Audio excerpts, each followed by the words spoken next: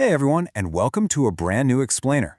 If you're an action-oriented entrepreneur, a policymaker, or just someone looking to pioneer the future of sustainable business, you are exactly where you need to be.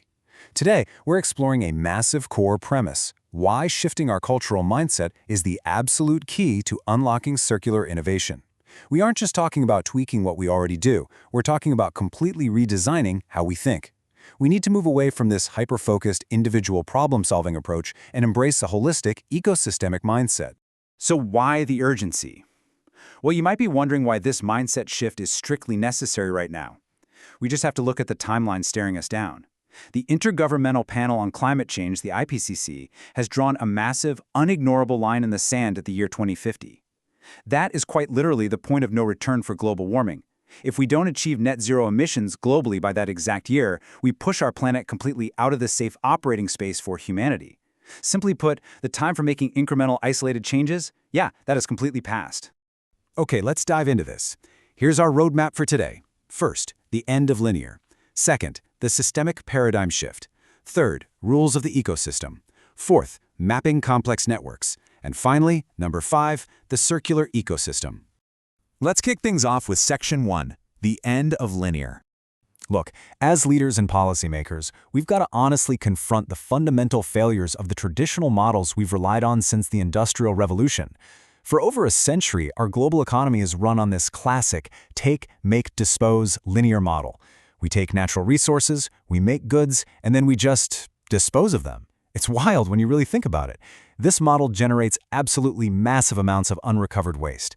In fact, research shows that about 60% of it is never recycled, composted, or reused. That's more than half of our materials just going to a landfill.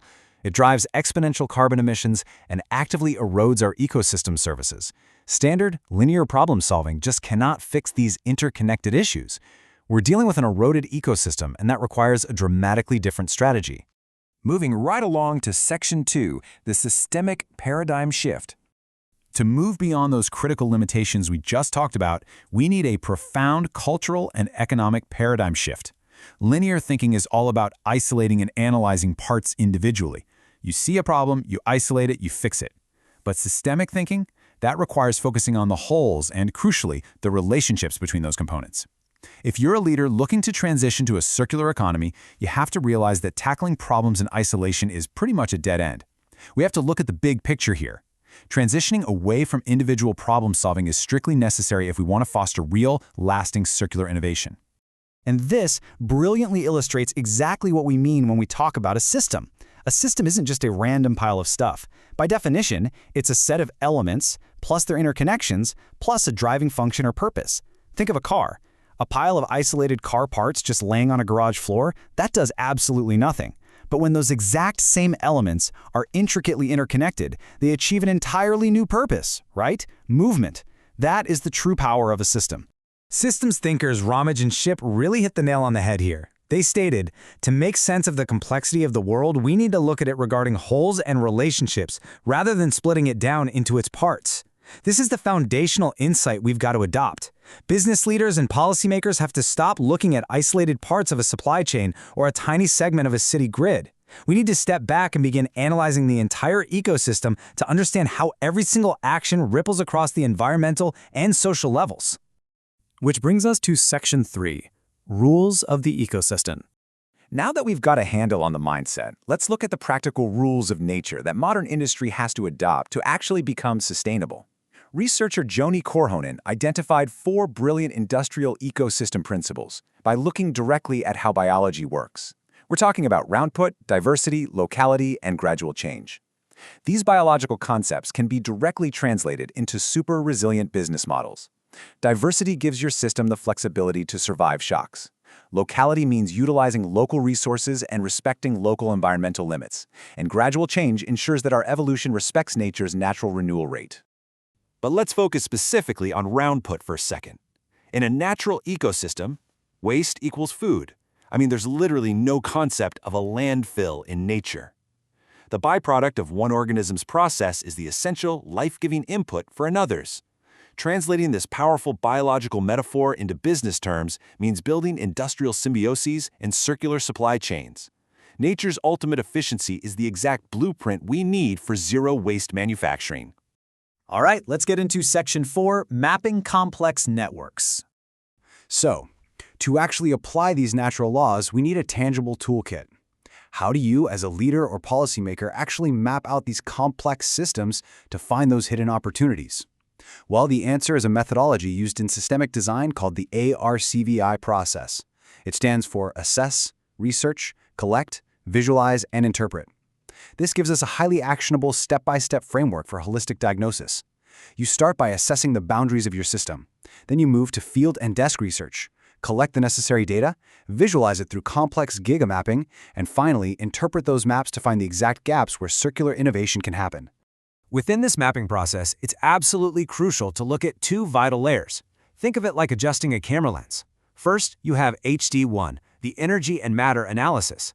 This is literally mapping the physical inputs and outputs, including waste, of a specific manufacturing process. Then you have HD2, the context analysis. This is where you seek to understand the social, territorial, and economic environment surrounding that process. This requires a vital methodology of continuous zooming. You must zoom out to the macro context of the territory, and then zoom right back into the micro-manufacturing level to truly understand the network. It's a constant back and forth.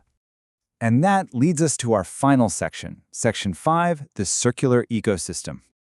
Okay, we are now bringing all of this preceding systemic theory into practical, actionable application for the circular economy. Creating a true circular economy requires a multi-actor entity. It absolutely cannot be done by a single company operating in a vacuum. It takes a village, right? It requires an ecosystem of interdependent groups playing complementary roles. Companies, public and government actors, universities, nonprofit organizations, and citizen consumers. Every single one of these actors holds a specific, necessary piece of the puzzle. The consumer's everyday behavior is honestly just as critical as the manufacturer's upstream design. So the crucial point is, implementing these new business models requires entirely new capabilities and the total fusion of different domains across the value chain. For resources, you need competence in materials database management. To make or transform, your teams have to be able to design circular processes and products right from scratch. And to distribute, well, you must master reverse logistics. It's not just business as usual. This represents a total paradigm shift in the actual skills required to run a modern business. As researchers Fontel and Hakela so perfectly summarized, close collaboration among the whole value network is needed in order to design out waste and maintain the value of products and materials. Breaking down those stubborn corporate and governmental silos and fully embracing interconnected collaboration across all these domains, that is the ultimate key to maintaining value and eliminating waste for good.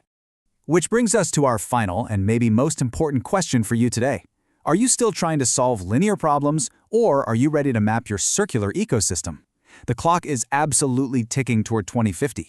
The shift from linear to systemic thinking isn't just some fun academic exercise anymore. It's the absolute prerequisite to tackling the complex environmental challenges we're facing. So take a moment, reflect on your own organization, your own policies, and your own supply chains. It is time to stop isolating the parts and start mapping your ecosystem. Thanks for joining me on this explainer, and I'll catch you next time.